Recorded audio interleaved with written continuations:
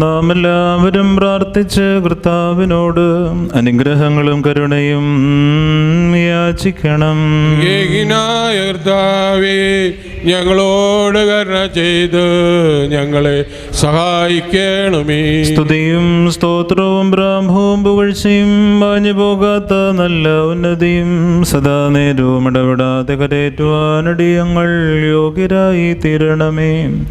കന്യകയാകുന്ന മുന്തിരിത്തണ്ടിൽ നിന്ന് അടർത്തിയെടുക്കപ്പെടുകയും ശൂന്യനഗരത്തിൽ വെച്ച് പിഴിഞ്ഞെടുത്ത് രക്ഷാകരമായ കാസായി കലർത്തപ്പെടുകയും വിശ്വാസമുള്ള സഭയ്ക്ക് നൽകപ്പെടുകയും ചെയ്ത ജീവനുള്ള മുന്തിരിക്കുലയായ കർത്താവിന് ദൈവീകമായി സ്തോത്രബലി അർപ്പിക്കപ്പെടുന്ന ഈ സമയത്തും സകല പെരുന്നാളുകളിലും നേരങ്ങളിലും കാലങ്ങളിലും സമയങ്ങളിലും അടിയങ്ങൾ ആയുസ്സോടുകൂടിയിരിക്കുന്ന ദിവസങ്ങളൊക്കെയിലും സ്തുതിയും ബഹുമാനവും ആരാധനയും യോഗ്യമായ